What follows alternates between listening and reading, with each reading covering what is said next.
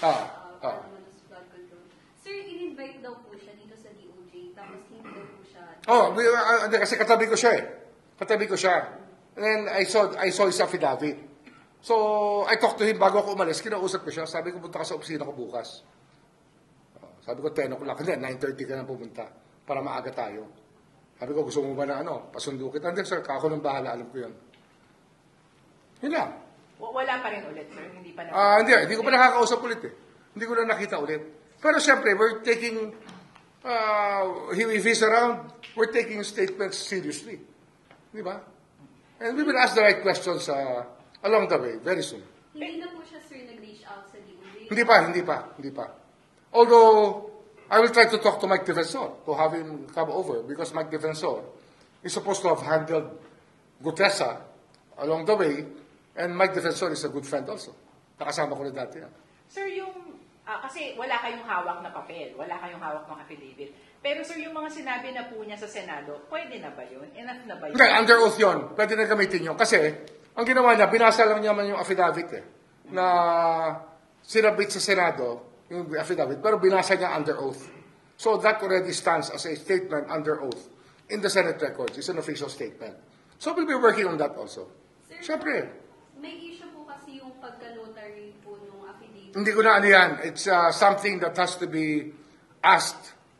We can ask the NBI to investigate that. But with Isasampina natin yung papasampina natin yung notarial book ng lawyer at we will ask the right questions. Sir, Sabay-sabay lang, kaya, people have to have patience because we are just one agency here. We have enough we have lawyers who are working hard. But we have other work to do. So, hindi namin ma-set aside lahat ng ibang trabaho namin. We also have to work on everything else at the same time. So sir, tinatrabaho na yung veracity ng mga statements niya, sir, sa Senado. Kumbaga, iniimbestigahan nyo na, sinisilip nyo na po yun. Of course. Hindi naman, kasi wala naman tayo sisinuhin dito eh. We have to work on it with the perspective of unraveling this tragedy that has unfolded before our eyes. It's a tragedy. Yung para mawalan tayo ng ganong pera, ang dami-dami naghihirap, mali eh. Di ba? Di ba, Lisano, kung napakayaman natin at parang baliwala ito, hindi eh. This is serious money. Sabi ko nga ilang tagal namin humingi ng kulungan na pwede namin ipatayo on regions para magawa natin yung dapat gawin para maging humanitarian ng ating mga jails. Konti lang hinihingi namin. Ang estimate namin noong umpisa, 2 years ago was 35 billion lang nun eh. Flood control project lang yan ng Bulacan First District. Di ba?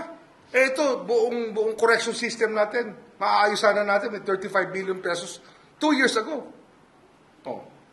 Di ba? This is a tragedy. sir, yung previous leaks ba ni Witness Gutesa, may impact ba yun? Kasi parang some people are saying na extensive daw yung links niya with figures related to the previous. Well, I am not, I cannot judge Gutesa from any vantage point, even from the information given to us. I cannot go into conclusions. I have to talk to him to validate the information. Di ba? Kung pwede sana, makausap namin, I hope he faces us. Kasi, hinihintay ng taong bayan to. Di ba? Open tayo dito. We're open. Sir, si Saldi nag-resign na po. Well, I kind of expected that.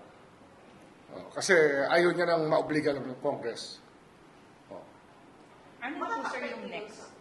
Ano na po yung next step ngayon, sir? Kasi he is a person of interest po. And then, we will wait for his warrant so we can have the Interpol move in.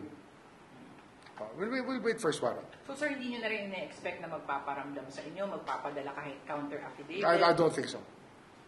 Hindi mo paparamdam yan. Bakit? He'll be a fugitive. Bakit po, sir? Wala. Hindi ba ganyan talaga? Pag may problema ang tao, lumayas. May problema yun. Fugitive, sir. Fugitive. Yun. So far, hindi naman siya fugitive, pero gano'n na magiging status siya later on. That's inevitable.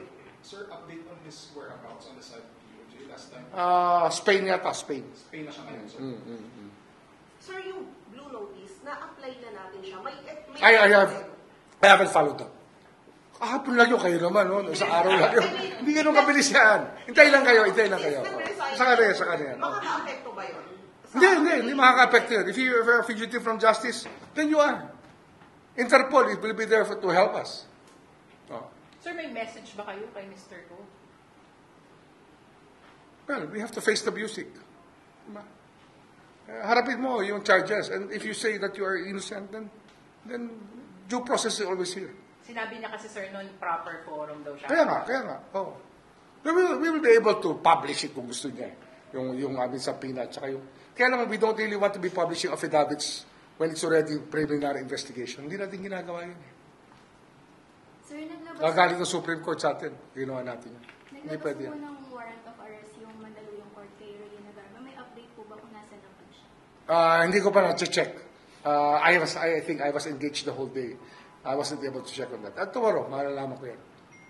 Okay? So yung sa ICI, sir, na final nila kanina, babalik dito yung sa DOJ for... Hindi, nakakuha na kami ng kopya. Dinala na sa amin. And we already transmitted it to the AMLA with the request that our cases be filed immediately. Sir, Okay. magkaka-apekto ba yung pag-testify ni Garma sa ICC dito sa warrant? Hindi naman. I don't think so. If she is abroad now, then hindi na babalik yun. Diretso na yun doon. But we're still monitoring po yung whereabouts. Yes, I will ask immigration about it. Thank you for watching. Don't forget to like, share and subscribe for the latest hot news of the press.